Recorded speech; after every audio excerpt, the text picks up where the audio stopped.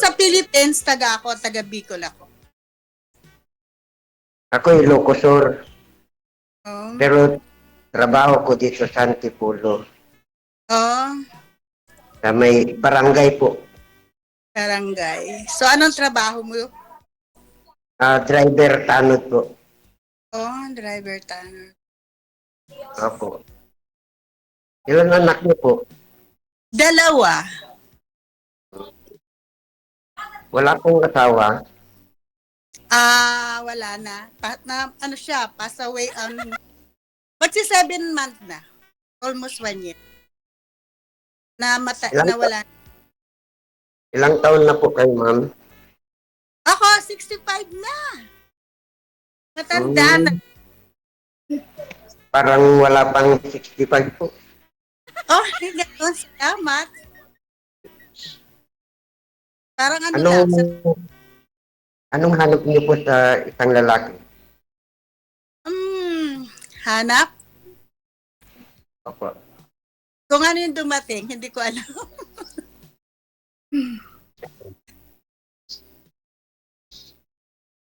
Diyan po kayo nagtatrabaho. Bali, 65 na kasi ako. So, dumating ako dito sa Canada 1991. Nag-retired na ako sa trabaho.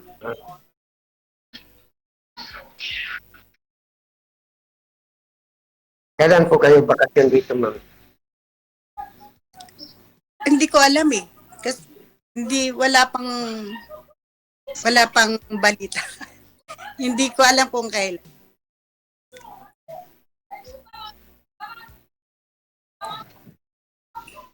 Ikaw, Paano tayo nagkita? Po? ikaw ilang taong ka na? 55 po. 55. Opo. Ano yung pangalan mo? Then po. Dennis. Dennis. 10 years ang gap ninyong dalawa, no? Okay lang po yun sa inyo, sir. 65 si ma'am, ikaw 55. Okay lang po. Okay. Ikaw ma'am, okay lang po sa inyo. 10 age gap, 10 taon. Kung magkakasundo siguro. Magkasundo yan. Pwede makuha yung number mo. Phone number ko? Pwede rin. Opo.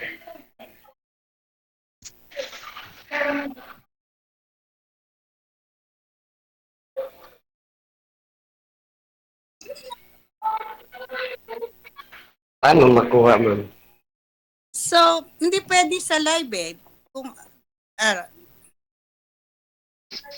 sabi ni DJ, hindi pwede magbigay ng phone number sa pag naka-live dito.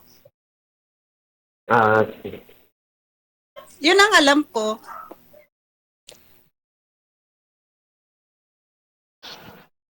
Anong gawin mo sa number, sir? Para may pang-contact po, sir. Hindi naman na kailangan number eh. Pwede po dito, no? O sa Messenger, sa Facebook, pwede po, no? Mamaya, ibigay ni ma'am yung Facebook niya. Yes. Ganun na lang. Ba't sir? Hiwalay kayo sa asawa? Opo. Ilang years na? 25 po. 25 years kayong hiwalay sa asawa. Tapos yung bunso mong anak, ilang taon ngayon? 22 po. At 25 po, 25. Mali ako kanina. Bali, 25 years kayong hiwalay. Opo. Tapos 25 din yung edad ng anak mo. 35 po ako. No, 35 pa lang. Hiwalay namin 25 yung bunso ko.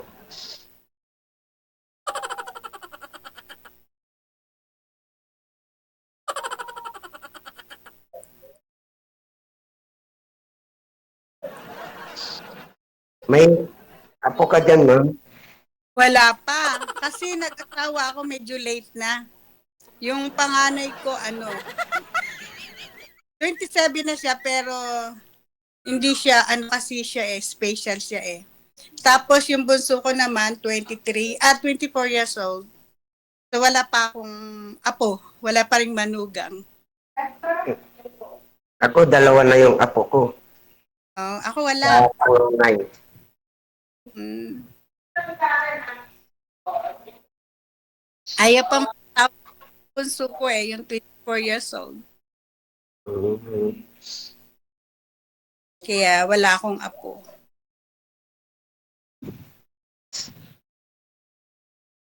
Paano tayo magkontakan, ma'am? Di Facebook nga, di ba sabi ni DJ? Sa Messenger, ganun. Ibigay ko na lang yung Facebook ko. Cellphone mo? Account ko. Oo, makikita mo naman. Ewan ko, makikita niya. Kasi nag-uusap tayo Di ko rin alam. Up there na lang po. Tanong ka muna kay ma'am. Yung itatanong mo sa kanya doon sa off-cam, dito mo na itatanong, sir. Kasi para may audience, para mamaya marami ring mag-mine sa kanya o sa'yo. Kasi hindi po lahat ng mga pinagtagpo namin dito, sila po talaga nagkatuluyan. No? Minsan dyan sa comment nila nahanap, ganun. Ikaw po ba, ano ang gusto mo sa isang babae, sir? Baka wala po yan kay ma'am mamaya, edi dyan sa comment section, baka may para sa'yo. Simple lang po. Aha, Mabait, mabait. maalaga, mapagmahal. Yan lang. Mabait, maalaga, mapagmahal. Hindi ko kayo naghahanap ng babae na may trabaho, hindi po kayo naghahanap ng babae na sabay kayong alis ng bahay para magtrabaho, sabay kayo uwi, ganun. Pwede rin po. Ano pa? Ano pang hinahanap mo? Yung sexy, Ayun lang. nagsusumba, hindi kumakain ng kanin, ano pang hinahanap mo sa babae?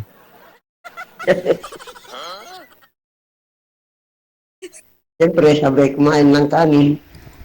Hindi, may mga babae kasi lalo pag senior na, medyo limit na ho sila, no? Iwas sa kanin, hindi na kumakain ng kanin. Yung vegetables na lang ba? Vegetarian na lang sila. Oo. Totoo yan. Totoo. Hindi ako laging kumakain ng kanin. Kasi may bawal. Hindi naman sa... Minsan, Lalo na po dyan sa Canada. Meron din ako kamag-anak dyan sa Canada, sa Toronto. Hindi rin kumakain ng kanin, sir? Kumakain din po. Pero binira lang. Mga prutas, Aha. kumakain nila. siyempre, nag-iingat.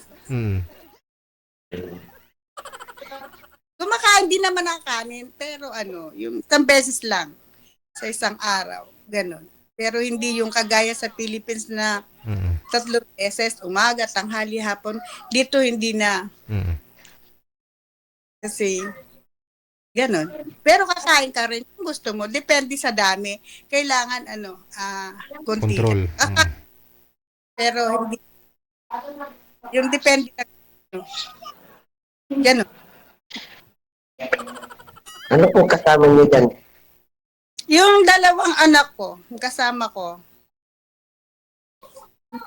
So kahit paano naman yung anak mong panganay, ma'am, kailangan alagain talaga, no?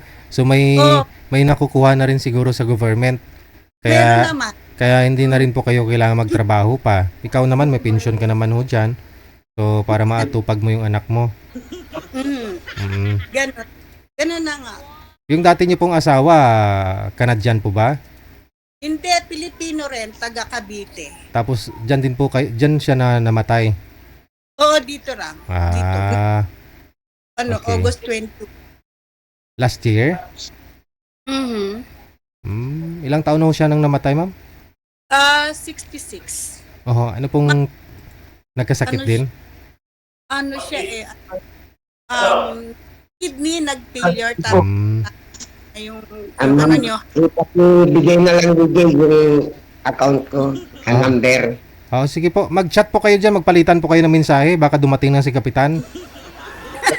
Po. May lakad na po kami. Okay. No. Mamaya pag may time ka, sir, mamaya makikita mo naman yung GC natin dyan. Alis po kami. Kayo na lang ho dalawa. Na makita mo yung account ni Ma'am Linda. I-chat mo siya. Ha?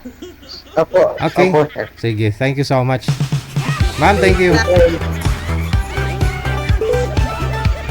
Yun po yung chat dito ni girl, no? Gusto niya ho sana yung nasa Canada din.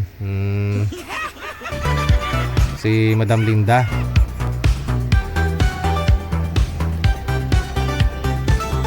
Si Sir nasa Canada din naman ngayon, ma'am eh.